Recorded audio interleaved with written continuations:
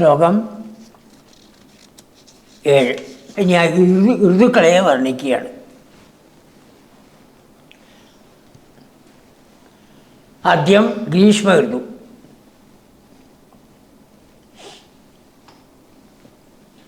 ചൂടുകാലം. അത് ആരെയൊക്കെ ബാധിക്കുന്നു എന്ന 3 കൂട്ടരെ എടുക്കുകയാണ്. ഭഗവാനിൽ ഭക്തിയില്ലാത്ത ആൾക്കാർ, വിമുഖന്മാർ. ഭഗവത് ക്ഷേത്രത്തിൻ്റെ മുമ്പിൽ കൂടി പോയി എങ്കിലും അങ്ങോട്ട് നോക്കില്ല, അപ്പോൾ വേറെ എവിടെയെങ്കിലും നോക്കും. അതാണ് വിമുഖന്മാർ, പരാങ്മുഖന്മാരെന്ന് പറയും. അത്രത്തോളം ദേഷ്യമാണ്. നമ്മുടെ ഇവിടെ തന്നെ, കേരളത്തിൽ തന്നെ ഉണ്ടായിരുന്നു അത്. ആദ്യകാലങ്ങളിൽ വൈഷ്ണവന്മാരും ശൈവന്മാരും തമ്മിലായിരുന്നു. രണ്ടുപേരും തമ്മിൽ ഒരു വിധത്തിലുള്ള ബന്ധവുമില്ല. വൈഷ്ണവന്മാർ ശിവനെ പൂജിക്കില്ല, ശൈവന്മാർ വിഷ്ണുവിനെ പൂജിക്കില്ല, ആ ക്ഷേത്രങ്ങളിൽ പോകില്ല. അതാണ് അങ്ങനെയുള്ള കൂട്ടർ. ത്വയി വിമുഖം, അങ്ങയിൽ യാതൊരു താല്പര്യമില്ലാത്തതായ ആൾക്കാർ, പരാങ്മുഖന്മാരെന്നാണ് അതിനെ പറയുക. മുഖം തിരിച്ചു പോകുന്നവർ.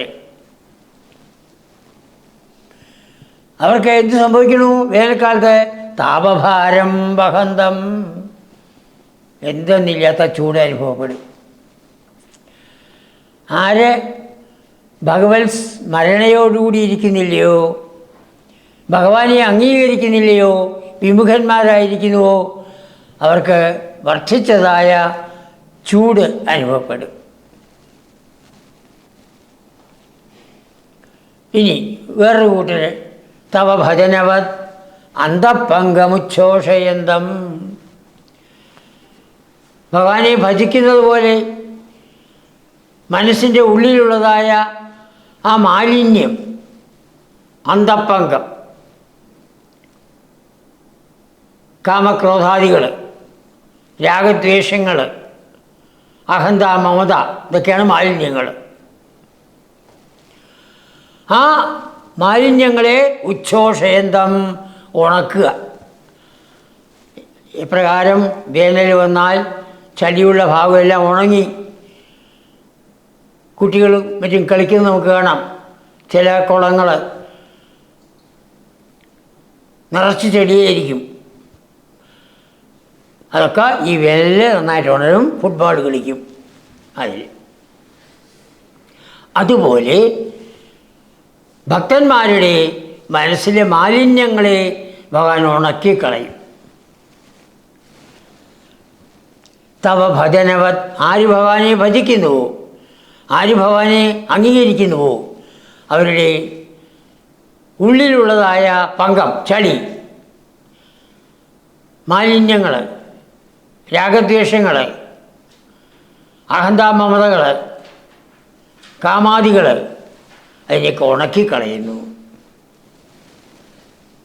തവ ഭുജവത്, മൂന്നാമത്തെ കൂട്ടർ, ഭഗവാന്റെ കയ്യുപോലെ, ഭുജവത് കയ്യുപോലെ,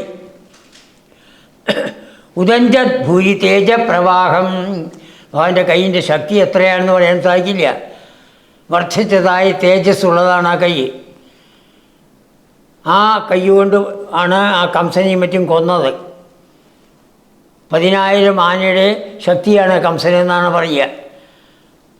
അങ്ങനെയുള്ള കംസനെ തൻ്റെ ഭഗവാന്റെ ആ കൈ കൊണ്ട്, തേജപ്രവാഹം, ആ കയ്യിൻ്റെ ശക്തി. അത് എപ്രകാരം ഭഗവാന്റെ കയ്യെ ശക്തിയുള്ളതാണോ അതുപോലെയുള്ളതായ ആ തേജസ് ഭക്തന്മാർക്കും നൽകും ഭഗവാൻ. അത് 3 ദൃഷ്ടാന്തങ്ങളാണ് കാണിച്ചിരിക്കുന്നത്. അവിടെയൊക്കെ ശ്ലേഷാർത്ഥമാണ് നമ്മൾ മനസ്സിലാക്കേണ്ടത്. താപം ആദ്യത്തേൽ നോക്കുക. ത്വയ് വിമുഖം വിവോച്ചൈ താപഭാരം വഹന്തം. താപം, താപം ചൂട്, ദുഃഖം, രണ്ടർത്ഥം. ഭഗവത് ഭക്തിയില്ലാത്തവർക്ക് ആ ചൂട് അനുഭവപ്പെടുന്നു. ഭഗവത് വിമുഖന്മാരായിരിക്കുന്നവർക്ക് ദുഃഖം അനുഭവപ്പെടുന്നു.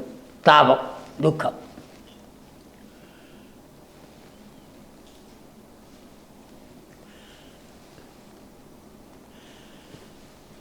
രണ്ടാമത്തെ ഉദാഹരണം പങ്കം. പങ്കത്തിൻ്റെ രണ്ടർത്ഥം. പങ്കം ചളി, ചളിയെന്നും ചെളിയെന്നും പറയാറുണ്ട്. ഏതാണ് അത്രയേ ഉള്ളൂ. പിന്നെയോ നമ്മുടെ ഉള്ളിലെ മാലിന്യം, രാഗദ്വേഷ മാലിന്യം, പങ്കത്തിൻ്റെ ശ്ലേഷാർത്ഥം. വേനൽക്കാലത്ത് എവിടെ ചളിയുണ്ടോ ആ ചളിയെ ഉണക്കിക്കളയുന്നു. ആര് ഭഗവാനെ ഭജിക്കുന്നുവോ അവരുടെ ഉള്ളിലുള്ള ചളി, രാഗദ്വേഷമാകുന്ന മാലിന്യത്തിനെ നശിപ്പിക്കുന്നു ഭഗവാൻ, അവരെ പരിശുദ്ധരാക്കുന്നു. മൂന്നാമത്തെ കൂട്ടര് തവ ഭുജവത്, ആ കൈ പോലെ ഭഗവാന്റെ കൈയിന് എന്തെന്നില്ലാത്ത തേജസ്സുണ്ട്. ആ തേജസ് ശക്തി ഒരർത്ഥം. ആ തേജസ് ഈ ഭക്തന്മാർക്ക് കൊടുക്കണു. അവിടെ തേജസ് കാന്തി. എപ്രകാരം ഭഗവാന്റെ കയ്യെ തേജസ്സോടുകൂടിയിരിക്കണോ, ശക്തിയോടുകൂടിയിരിക്കണോ, അതുപോലെ ഭഗവാനെ ഭജിക്കുന്നവർക്ക് തേജസ് ഉണ്ടാവണു, കാന്തി ഉണ്ടാവണു. അങ്ങനെയുള്ള ആ വേനൽക്കാലത്ത് തപസമയം, വേനൽ സമയത്ത് യാമിനേഷു സ്ഥലേഷു, യമുനാ നദിയുടെ തീരത്ത് അവിടെ ആ വെള്ളത്തിൽ തട്ടി വരുന്നതായ തണുത്ത കാറ്റ് അനുഭവപ്പെടും. അനേഷീഹി, ഭഗവാൻ നയിച്ചു, കഴിച്ചു കൂട്ടി. അപ്പോൾ വർദ്ധിച്ചതായ വേനൽക്കാലത്ത് ഭഗവാൻ തണുപ്പുള്ള സ്ഥലങ്ങളിലേക്ക് കുട്ടികളെ കൊണ്ടുപോയി. 3 ഉദാഹരണങ്ങളിലൂടെ അവിടെ നമ്മളെ ഭഗവാനിലേക്ക് അടുപ്പിക്കുകയാണ്. അതാണ് ആദ്യത്തേത്. ആ ചൂട് ഈ ഭഗവാനെ അംഗീകരിക്കാത്തവർക്ക് നൽകണു. വിമുഖന്മാർക്ക് വർദ്ധിച്ചതായ താപം, ചൂട് നൽകുന്നു. ആ ചൂട് ദുഃഖമായി പരിണമിക്കുന്നു.